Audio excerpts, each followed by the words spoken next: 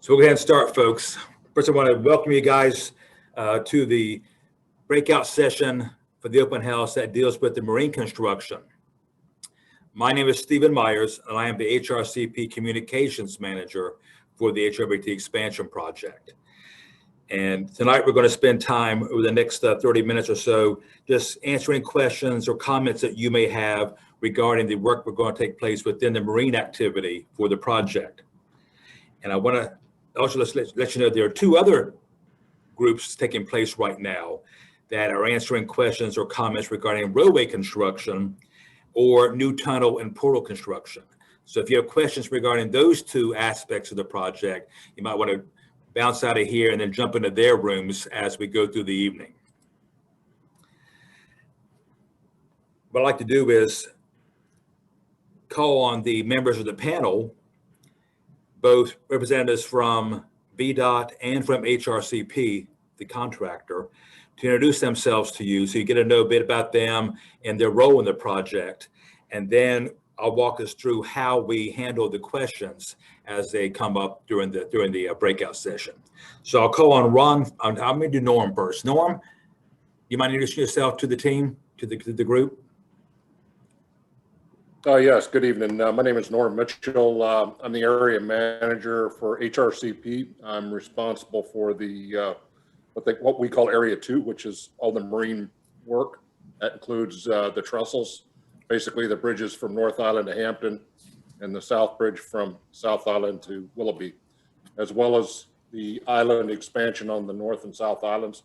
So I'll be responsible basically for the marine work. Thank you, Norm. Rob, how about you next? Yeah, hi everyone, welcome. My name is Ron Meyer. I'm the Marine Manager for Area 2. My responsibilities include acquisitions of all the floating equipment, the towing, and logistics for the entire marine project. Thank you. Thank you, Ron. And Ron's also been the one doing quite a bit of outreach over the past 12 months or so with the maritime community locally. So he's getting very familiar with who they are and what their needs are and what their concerns are. You did a great job, Ron, with that. Rob, how about you? Yeah, sure. Thanks, Steve. Good evening, everybody. My name is Rob Gianna with HRCP. I'm the project manager on the marine bridges, which consists of the what we call the North Trestle from Hampton to the North Island, and the South Trestle from the South Island to Willoughby Spit in Norfolk. Thank you, Rob. Those three folks are with the design build contractor, HRCP. We also have folks on the panel from VDOT, the owner of the project. Start with Fred. Fred, Fred's on, yes. Thank you. I'm Fred Parkinson with WSP. We're a consultant to VDOT, and I'm the project manager helping with some of the oversight. Thank you, Fred. Dan Lord. Dan, can you hear me? Yes, I can. Thank you, Steve. Hello, everybody. My name is Dan Lord. I work for WSP, representing VDOT on the project, and I'm the project engineer for field operations, somewhat of a counterpart to Norm, Rob, and Megan Pym, providing a level of oversight of their construction activities. Thank you, Dan. And we have Larissa Ambrose. Hi, everyone. I'm Larissa Ambrose. I'm VDOT's environmental manager for this project. And my main responsibility is to provide environmental oversight to make sure the project meets its environmental commitments. Very important. Thank you, Larissa. And last but not least, Chris Eggleston. Hi, everybody. My name is Chris Eggleston. I work for VDOT. I'm the engineering and construction manager, and my role is to provide support and oversight to our consultant partner as we oversee the work for both the engineering and construction aspects specifically for VDOT. Thank you, Chris. So that's our panel. They'll be the experts who will answer the questions that we have submitted. And before we actually start with the questions, I'm going to go through a couple of housekeeping rules on how we're going to handle those. For video conference participants, most of you guys on the call, it's a chat box on the bottom of your screen for the Zoom. If you have a question or a comment, hit the chat, enter your chat, and then send it to me, the moderator. I'll then go through them as we come in. We got 3 or 4 already, and then we'll begin asking the panel the questions that we have. If you contacted this by phone, as opposed to audio, video, visual, the phone's a bit different. If you're on by phone, then I need for you to raise your hand in Zoom. To raise your hand, you've got to click. I lost my note. Just hang on a second here. Oh, you press *9. The star sign 9 allows you to raise your hand. When I see that, that lets me know you have a question. Once I call on you, then you press *6, and that will unmute your phone. And then you can ask your question. So that's how the difference between the audio video, the computer connection versus the phone connection. And I don't believe we have anyone, I'm looking at the list right now, that is solely by phone. So the questions that will come in will be through the chat feature. And like I mentioned, we already got 4 or 5 that have been submitted. So what I'll do is I'll just go through the first question and answer it and read it aloud to the folks. And then, Norm, you guys can decide who wants to address that question. Some of these are quite obvious. Some are environmental in nature, some are operational in nature. So you might want to know who answers those. So the questions, the first one. Let's see here. The question is from David. It says, what will be done with the debris of the old bridges once they are dismantled? Who wants to address that one? Yeah, I can probably take this one, Steve. Okay, Rob. First one, go for it. All right. Well, thanks for the question, David. This is Rob Gianna again. So our current plan right now. So that these as you may have picked up from, if you were in the General Assembly, the marine bridges will be fully replaced with new structures that are designed to last 100 years, meaning that the existing structures will be fully demolished and removed. And our current plan for those structures is to put all that concrete debris on a barge and take it to a variety of artificial reef sites, both in Hampton Roads Harbor, but more likely in the Chesapeake Bay, and dispose of that debris as part of the artificial reef program that the state of Virginia has. Thank you, Rob. David, does that address your question? Yes, thanks. Okay, sure. Thank you. The next question is from Terry, and it says, this is really, I think, more for you, Larissa. Will the seasonal seabird habitat be returned to the South Island at the completion of the project? If not, will the habitat be moved from historic Fort Wool so it can be reopened to the general public? That is a fantastic question, and unfortunately, a question that we don't have an answer to at this time. There are so many discussions revolving around these birds and, what will ultimately happen at the end of the project. But all of that is still being decided. So we don't know right now. So it's still in the working stages, the planning Exactly. stage. Okay. Terry, that doesn't really address your question fully, but at least you know where we are with that. Is that okay? I'll wait to see what the real answer is. Okay. I understand that you're kicking the can down the street here, but hopefully there'll be a good answer for both the birds and for historic Fort Wool. Agreed. Thank you, Terry. The next question comes from Pam. It says, please ask your launch captains to be more considerate on the Willoughby side. Their boat wake is often extreme and dangerous. I have lived aboard here 20 years, and their wake has rivaled hurricane conditions more than a few times.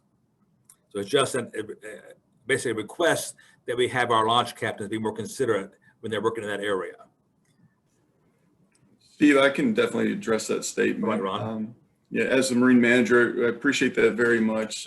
We absolutely have to work in conjunction with the people that are living in Willoughby, specifically those people in Rebel Marina and the marina next door as well. So I will relay that to the people that are within my hierarchy and ensure that they know to slow down. That is a no wake zone, and we will correct that issue and do our best to make sure that it doesn't happen in the future. Thank you.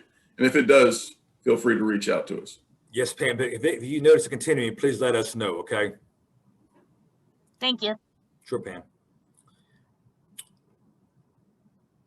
Next question is from Terry. At the end of the project, will there be surplus steel, dock / wharf material that could be used to replace the existing wooden dock at Fort Wool?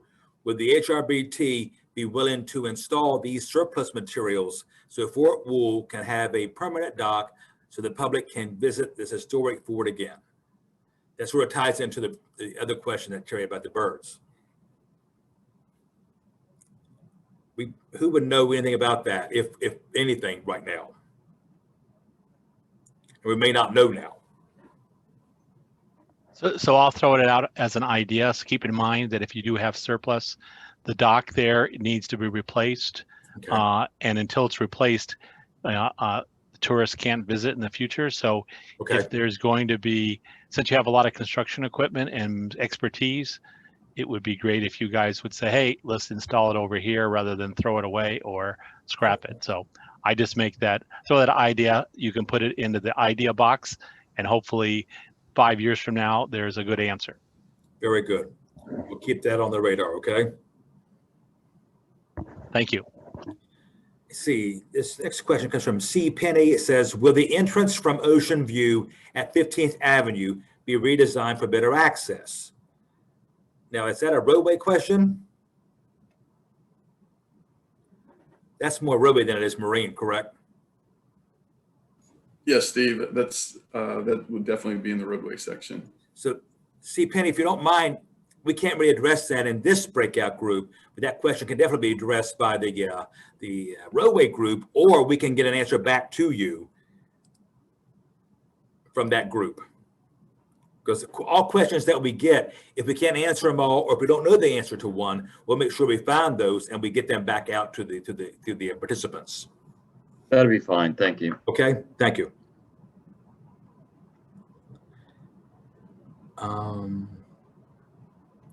Same C Penny for your fourth view one. Okay, good. Yes, thank you. And there's a question from Martin W. It says, is there a website that shows employment opportunities for this project? Good question. Who wants to answer that one? I know the HR groups in HRCP are actively recruiting, but I'm not sure if there's a website that shows that yet. Yeah, Steve, this is Rob. I mean, just to chime in on what you're saying is that I believe our HR department, as Steve said, they're not represented directly on this call, but they are using social media to try to get the word out about job availability. So if you follow us on LinkedIn, I know for sure, and probably other social media sites is the best way I know right now. We're also going to be modifying the HRCP website to include an opportunities page. That's still about a month or so off, but that will be there to show what's current as far as job opportunities for especially the craft and the skilled labor force. Is that okay, Martin? And we'll make sure he gets the phone number too for the main number. Next question comes from Pam. Has anyone confirmed the dimensions of the safe haven area in Willoughby? As an avid boater, it really seems like the restricted zone is much bigger than what is shown on the drawings.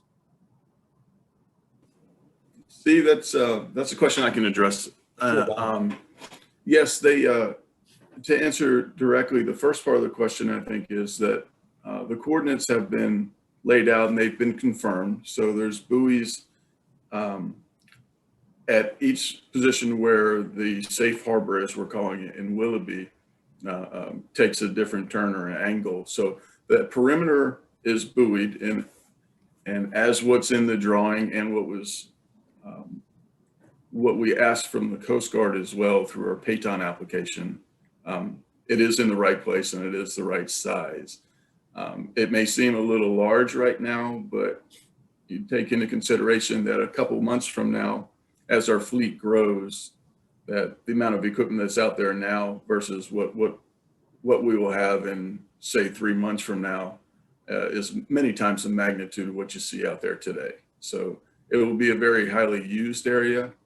And it is, you know, unfortunately, it is an exclusion zone for boaters, but it's for their own safety and for the betterment of the project. Hope that answers your question.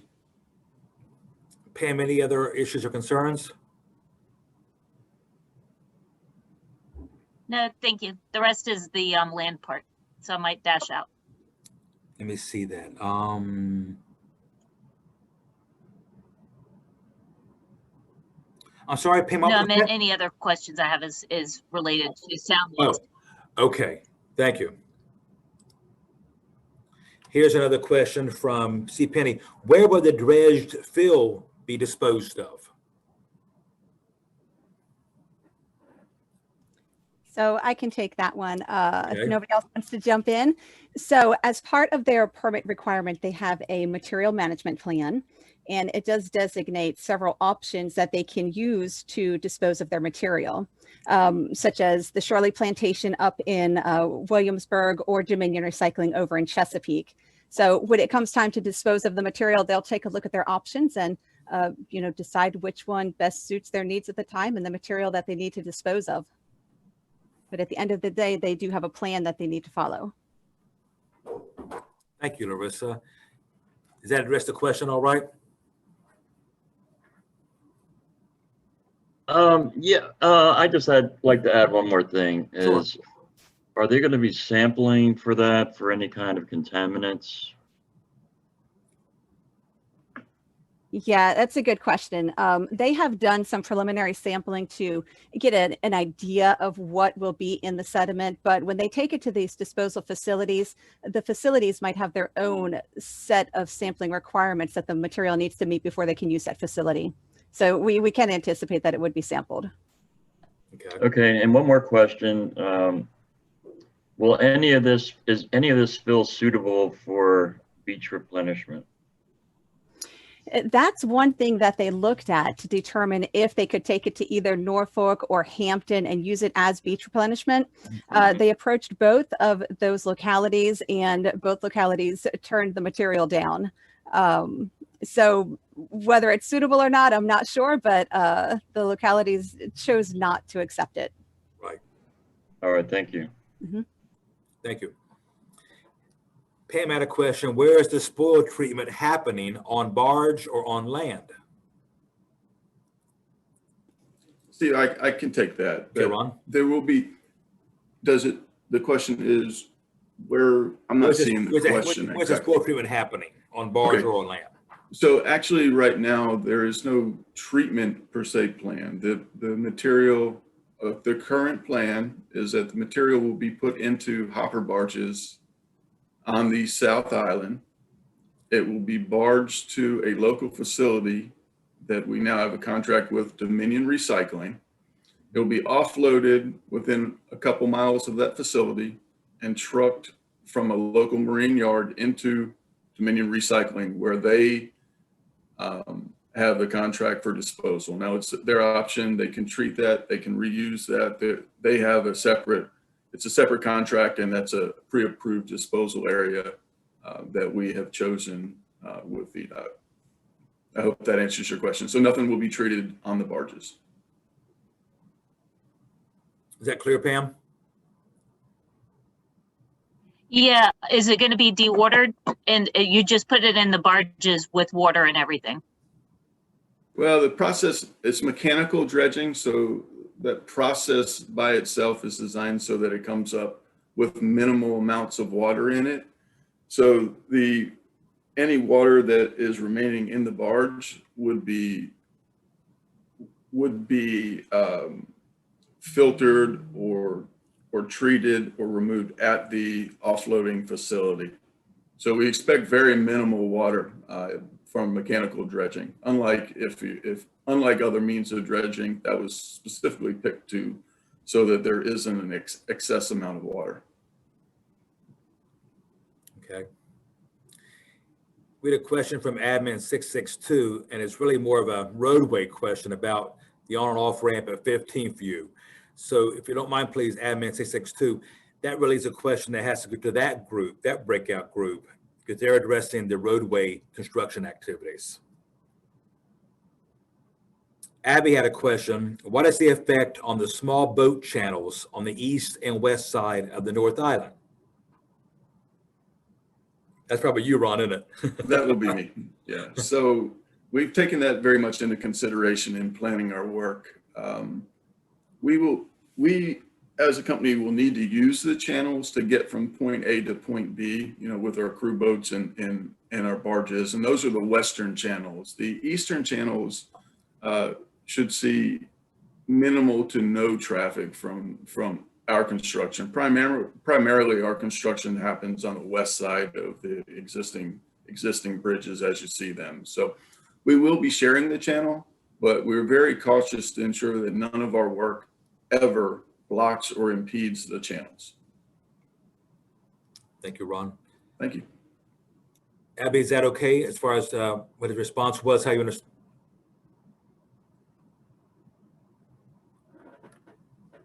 It may not be. Okay, Terry had another question.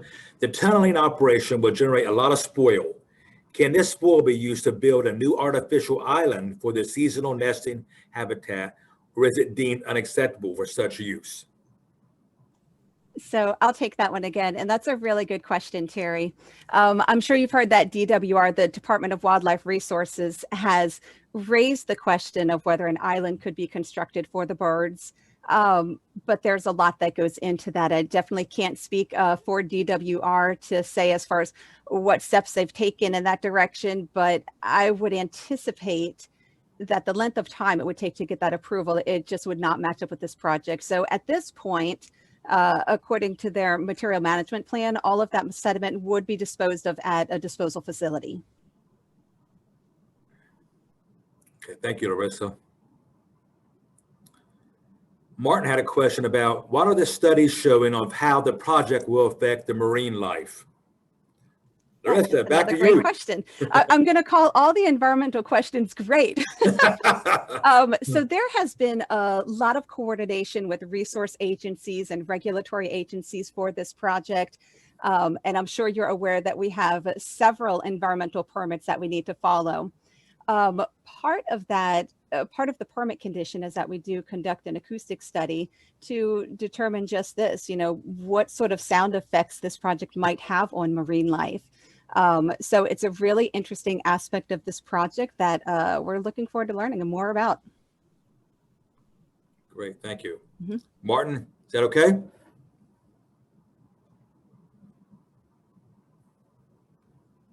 I gotta thank you on that, okay. S. Blevins says, can all the disposal material go to just one facility, or will it need two? One or two facilities? I'll take that question on, Steve. The current plan is that the material is going to one facility, but we are absolutely reserving the case that if for whatever reason, whether it be their offloading speeds or for numerous different reasons, it could go to a second one. And those two facilities that are primary facilities right now are Shirley Plantation and Dominion Recycling. Thank you for that question. Thank you, Ron. And we had a question, will the pilings in Willoughby Bay be removed at the end of the project? That's definitely a question I can answer as well. Most certainly. The pilings will be removed both in Willoughby, and as well we have an anchorage on the Hampton side that will be removed, and all the buoys as well. So they certainly will. Good question though. Great, thank you, Ron. All right, any other questions? That's all I see on the chat. Is there anybody on the phone? Let me see, scroll down real quick.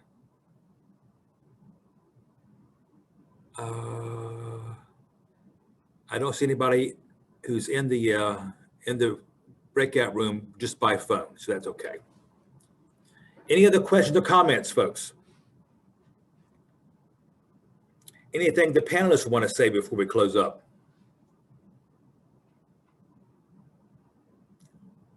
Oh, you've spoken your piece. Okay.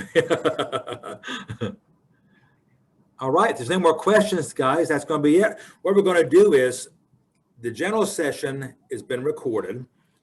These will be recorded. So this will all be posted on the HRBT expansion.org website for future reference. Oh, I got one more question here. Is the operations going to be 24 hours, 7 days a week? That's a wrong question. I'll take on some of that, and I think Rob may have to answer that second part of that, is that the majority of our operations are not envisioned to be 24 hours a day, 7 days a week. Some of those are excluded, that we cannot work 24 hours a day, 7 days a week, specifically pile driving, which Rob can speak to.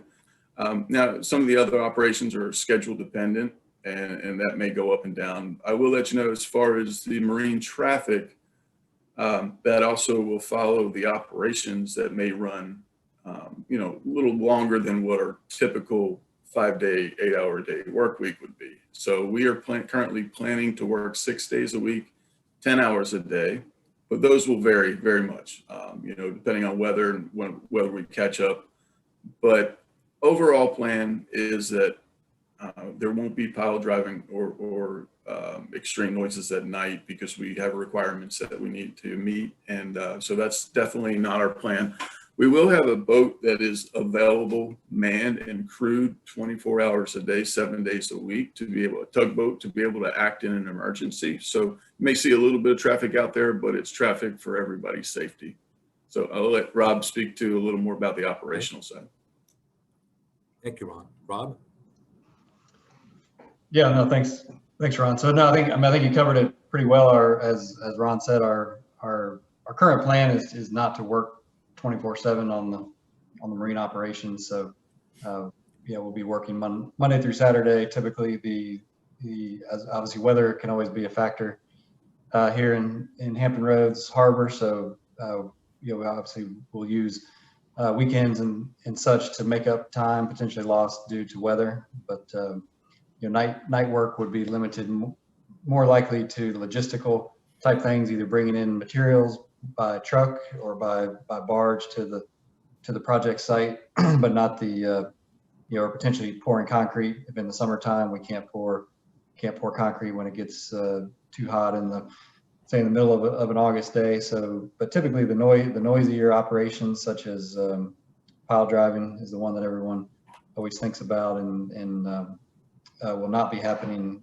at nighttime due to our permit requirements. Thank you, Rob. While you guys were chatting, we had a couple more questions come in. Will any of the debris be inspected for relics? I'll take that on. It's a challenging question. Relics, of course, probably come in. It's a great question. But relics come in many sizes. So, you know, the general answer is that the disposed material, once it's inside the barges, is not any longer checked. But in the process of dredging, if relics are discovered, which you know, is very probable, that we are under direction. We stop, we analyze it, we bring out historic professionals to see what's going on, so I hope that answers your question. But so larger relics would easily be found. Very small relics, just due to the nature and monstrosity of the material that we're moving, would typically not be inspected for. I know, Larissa, we have an archaeologist that we work with for these sort of things, right? Absolutely. And we've had one on site. Larissa, do you want to speak to that at all? No, if you want to take it, absolutely. But I'll just say, yeah, it's we do have some of our central office staff who are experienced in assessing these finds as well. And our dredging crews have also gone through training so they know what to look for, specifically in the case of shipwrecks or larger possible historical treasures that we could uncover. Mm-hmm. Thank you. Thank you guys for that. Here's a question regarding the TBM, which might fall in another group, but we might know the answer to that here. Where is the monster drilling equipment from Germany assembled? And how is it coming over here? I like that question. The monster drilling equipment. Rob, I can take that one on for the most part. It is being shipped from Germany to a local port by a self-unloading ship, where at that local port, we are planning on putting it on several different barges. Those barges will be towed over to the South Island. So these individual pieces, and I don't remember the count, but roughly a dozen pieces or so of this TBM will be trucked to the South Island. And then they're lowered inside a very large pit and assembled inside of a pre-dug pit so that the TBM can start its work down at that elevation.